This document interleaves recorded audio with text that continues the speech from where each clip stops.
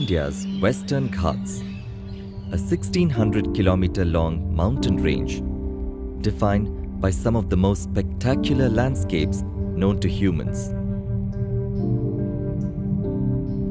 Older than the Himalayas and characterized by the monsoon, the Western Ghats are home to towering mountains, mighty rivers, impenetrable jungles, and their unique residents.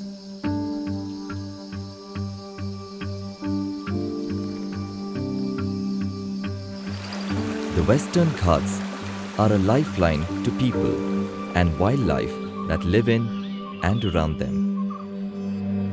Today, these ancient landscapes are no longer shaped by the forces of nature, but by humans as well, to fulfill their ever-growing need for space and resources.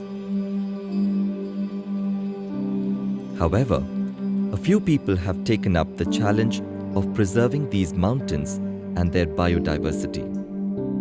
They have joined hands with local people and conservationists in the hope that they can turn the tide in favor of the Western Ghats landscapes.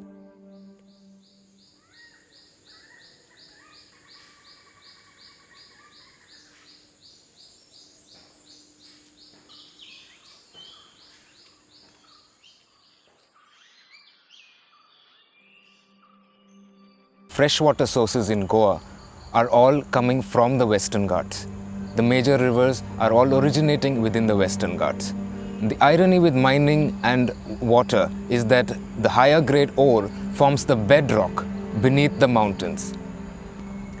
When mining companies go below the water table, when they hit the water table and reach much below that, the primary source of water, the groundwater, is being affected.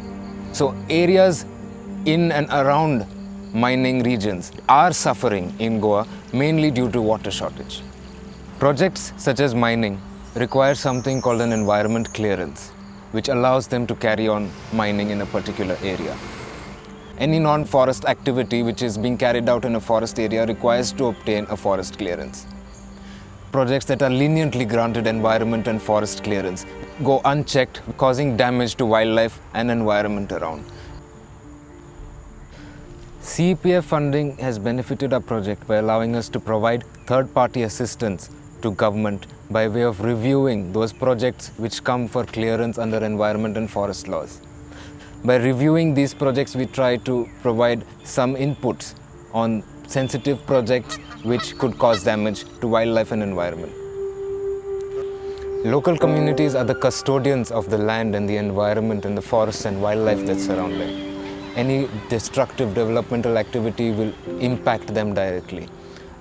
This is where we try to play a small role by supporting the local communities to raise and highlight environmental issues and bring them out in public domain. Own machinery and own scientists who should give an independent opinion on the pros and cons of the project.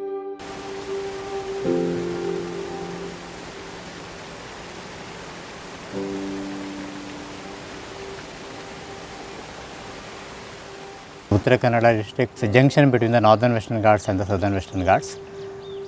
I am from this district. I am born, brought up and living in this district.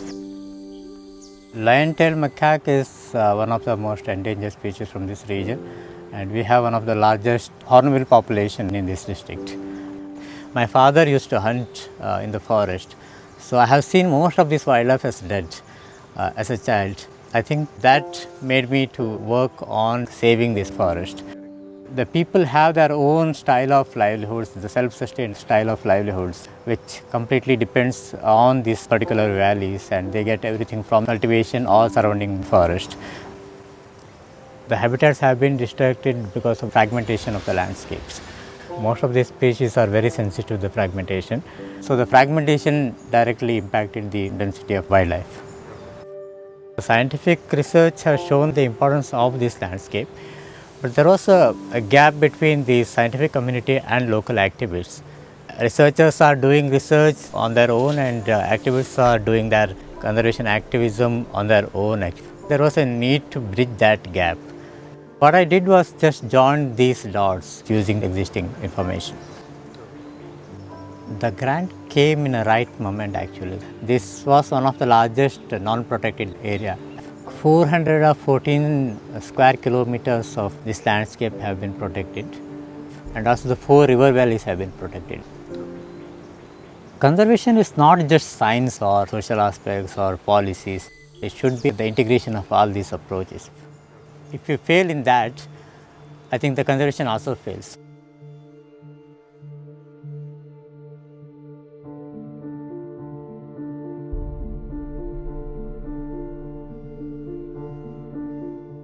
Rocky plateaus are special landforms. They are geomorphologically recognized areas which have been formed for over a million years. Rocky plateaus are very important for the communities which are living in this area. Their main dependence is on water, which is entirely coming from the sides of these plateaus. Gauri Dhangar community graze their cattle on these plateaus, and although the grazing is only there for 1 or 2 months of monsoon, it is still an important service to the local people. For 8 months they are totally dry, they are like arid deserts, whereas for 4 months they are entirely stagnated by water. The biodiversity that we see on the plateaus is very interesting. You have flora and fauna which is adapted to such harsh conditions, and that is why it becomes a very special habitat.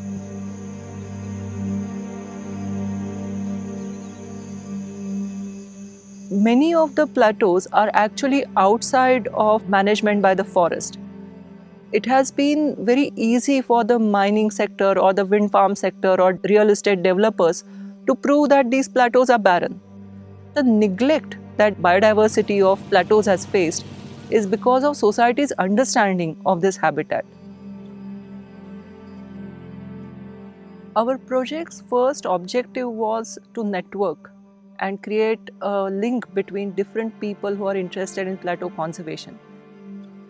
CEPF grants were quite helpful for the project because we could get so many people together for workshops, get them to interact with each other. Now there is a common vision that plateaus ecology needs to be protected. We are very fortunate in Northern Western Ghats to have a large student community. Many of the students started working with the scientists. They started creating projects which are focusing on the ecology of the plateaus.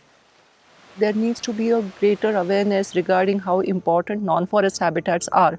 Local villagers feel a pride that people are coming from all over the place, all over India and even abroad to come and see their place. We need to orient people that it's not always in terms of money that one can gain. One can gain in terms of beauty, one can gain in terms of presence of certain area, what we call as existence value. And I think our future conservation, at least in this area, needs to be taking these values into account.